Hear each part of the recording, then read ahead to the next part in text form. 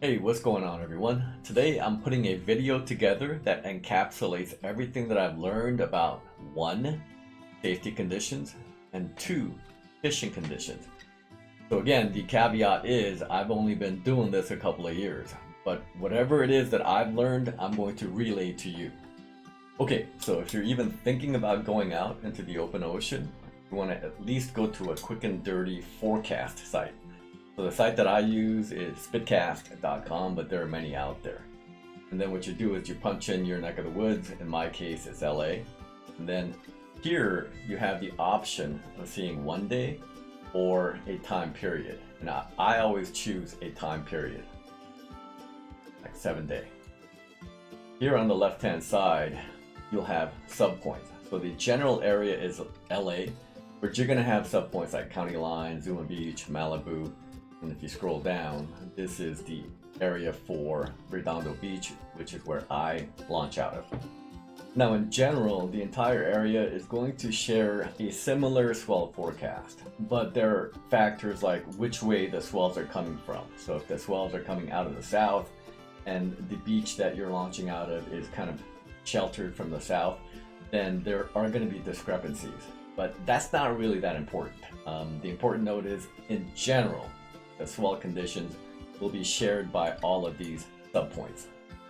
Now the reason I always choose like a time period like 7 days is because I want to see history, I want to see context, I want to see what's happened before, and more importantly, I want to see what's about to happen.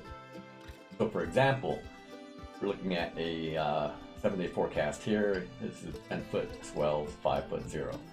So if I'm thinking about going out on Saturday here, and I see that beginning of the week on Monday the swells were huge, okay, and they're tapering off to the day where I'm thinking about launching, I'm gonna feel a little bit better about that than the following.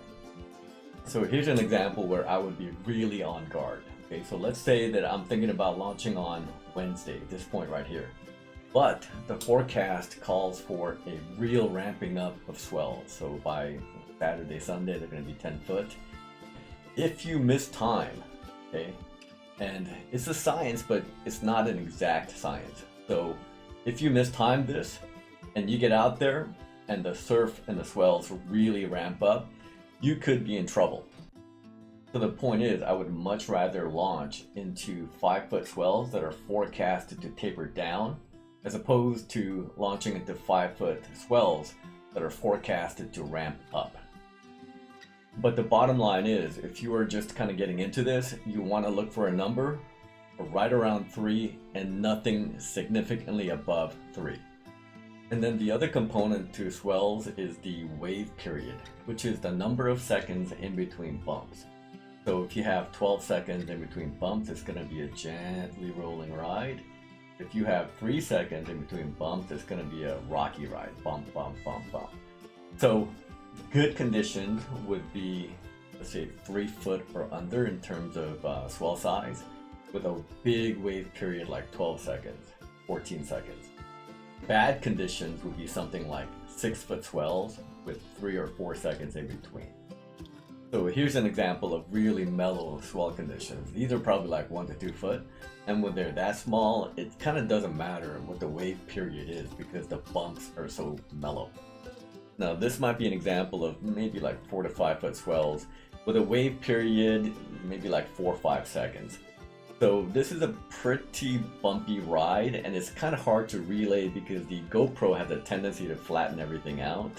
But if you're a person that's okay with up and down, this is okay. Not for a newbie, but it might be okay if the wind is behaving.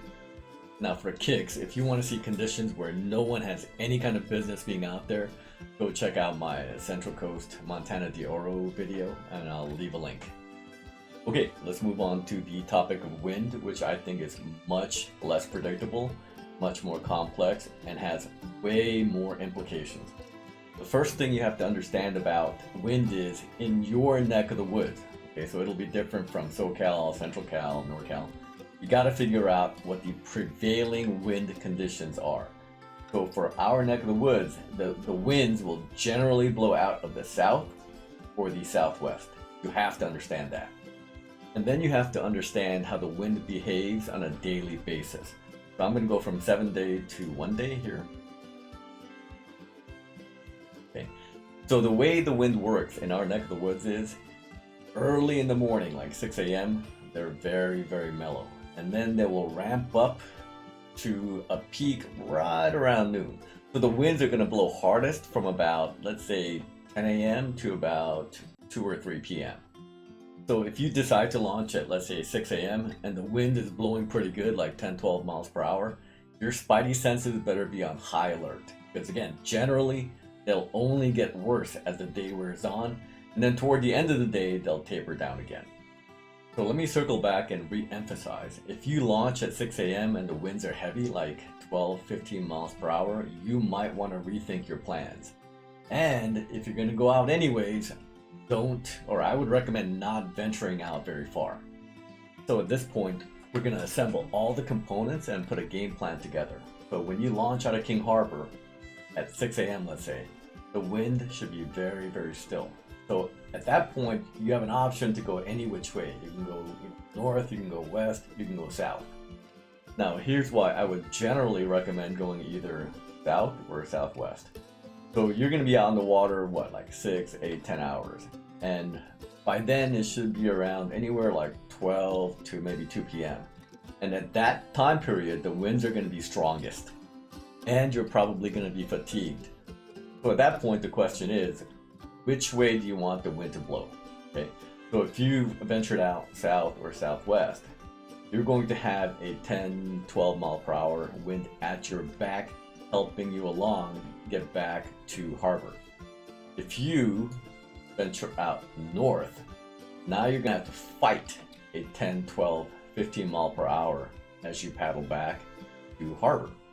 Now, I don't care what you're riding. It could be a kayak, it could be a bicycle. If you have a 10, 15 mile per hour wind at your back, life is going to be grand, okay? And you're probably going to be averaging like 3.5 miles per hour easy on your kayak. And if you've paddled out, let's say like 5 miles, you're going to be home in well under 2 hours. If you have to fight a 15 mile per hour headwind, it's going to be hell on earth, okay? If you are a strong paddler, you might be able to do like 1.5 miles with a hard effort, and it may take you like 4 or 5 hours, again with a heavy effort, to get back home. It's going to be miserable. So with wind, understand speed and more importantly, direction. At this point, let me relay a story that I heard, okay? An experienced kayaker got caught offshore as the Santa Ana winds kicked in, right? And they were blowing like 40 miles per hour, right? And against a 40 mile per hour offshore wind, you ain't going nowhere. I don't care if you're like a world-class paddler, you ain't going nowhere. So he called Coast Guard and they rescued him, but they could not rescue his kayak. So he thought it was, gone. 3 days later, he gets a phone call from a squid boat captain. And the guy said, hey, we picked up your kayak, and we called the phone number that was somewhere on the boat. That boat had drifted 27 miles offshore, but luckily, like, everything was intact. So, scary story, but with a happy ending. Okay, to wrap up the safety portion of the video, if you are a newbie, make sure you check a quick and dirty forecast at the very least, okay? And then look for swells 3 foot or under, wind 10 miles per hour or under, and make sure you're not like going into the teeth of a ramping forecast, whether it be swells or wind. And also make sure that you are aware of the direction of the wind. The other super important component is visibility, i.e. fog, but I'm going to cover that with the fishing portion of the video. Okay, for the fishing conditions forecast, the site that I typically use is tidesforfishing.com. And again, make sure you set your location. I've got mine set to Los Angeles, of course. So let's scroll down and take a gander. Okay, so wind, speed, and direction, a little bit repetitive from the quick and dirty. And temperature, it is what it is. Especially during the winter time, don't wear cotton, because cotton, once you get wet, it doesn't dry quickly, so you'll remain damp. Wear something quick dry polyester. Humidity, who cares? Visibility, this is critical. Okay? You're looking for a big number like 10, 15, which implies you're not going to have to deal with fog. You see a little number like 1 mile, 2 miles, and you plan on being 5 miles out, that means that you're going to lose sight of shore. And at that point, if you don't have some kind of navigational aid, you are going to be in a world of hurt. Here we have barometric pressure. What are you going to do? I mean, I've heard the bite will turn on when the barometric pressure is falling, but I mean, you can't plan a trip around rising or falling barometric pressure. Water temperature, again, what are you going to do? Exotics like the yellowtail and white sea bass generally get a little more active as the water temperature rises. But again, I mean, if you want to go out, you go out. Swells, this is more important, of course. So today we have swells coming out of the west-southwest. Significant height 1.3, which is very mellow. Wave period about 8 seconds. Not a good number, but not a bad number. This right here will give you a visual representation of what the swells will do throughout the day. So at 12 a.m., they're going to be a little bit taller, 2.25. So again, anything under 3 is going to be a-okay. And then they'll taper down to around noon. They're going to be very mellow, 1.3 foot. And you're going to have a big wave period, 15 seconds. So this little trough right here is going to be a very nice period. Now I should note, by nice, I mean nice for us human beings. Fish generally like it better when there's water moving around, whether it be by tidal movement or by wind. So nice conditions for us doesn't necessarily translate to nice fishing. Here, this section I focus in on. Here you have the high tide denoted by the peaks, and then the low tide denoted by the troughs. And I'm not gonna lie and say I understand the science behind this. But between high tide and low tide, you're going to have what's called a slack tide, where there's no water moving around. And again, fish generally don't like it when there's no water moving around. But anyways, this does all your homework for you. So by looking at this, right around, well, between 7 and 9 a.m., the fish should be biting. And then you have a lesser bite around like 1, and then a decent bite around 7 to about 9. So yeah, I think there's something to this science, and you should pay attention. Now this section right here is, I think, maybe the most impactful in terms of the fish bite. So here you have a graph where it shows the tidal movement. Now everyone understands that we have high tides and low tides. So here in Southern California, the highs can go as high as 8 foot and lows can go as low as -2. So depending on the time of the month, it can vary.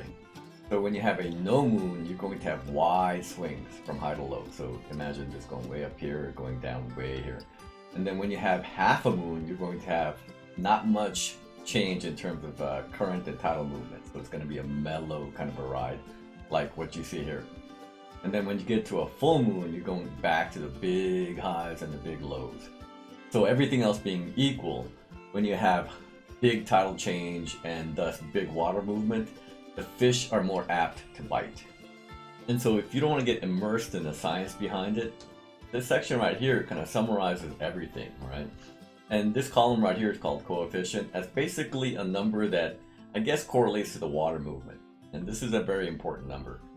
So you can see here, when you have very little moon, almost no moon, you're going to get a high coefficient number. And the number of fish are big, so that means the fishing should be pretty good in theory. And then so when you have a half moon, then it should just be kind of average, right? And the coefficient number is going to be small. And then when you go to a full moon here, of course the coefficient number is going to be high, and then you're going to have more fish willing to bite, in theory. Okay, so at this point, let's put it all together. We're going to address safety on the left and fishing conditions on the right. So let's say we're considering going out on a Friday. So swells are going to be right around 3, coming off a little bump, but that's okay, right? And then wind is going to be peaking out at 10, and that's a good number as well. And so let's say here, the Friday, you're coming up on a full moon, okay? And so the coefficient is high, but not as high as it could be. And they say that the fishing should be good, but not great. So, I mean, not a bad day to go out, not ideal, but still a good day in terms of safety and fishing conditions. Now, if you combine those safety conditions with something like the 18th, Tuesday, which is just about full moon, you're going to have a high coefficient number and 3 fish. So that day, in theory, should be a pretty good fishing day. Okay, that about wraps it up. I mean, that's about all I got. Obviously, you want to address safety first, and then you hopefully combine that with good fishing conditions, and hopefully have a good day out on the water. Anyways, I hope you have found this useful. As always, thank you for dropping by. Get out there and be safe, have fun, and we will see you soon. Bye for now.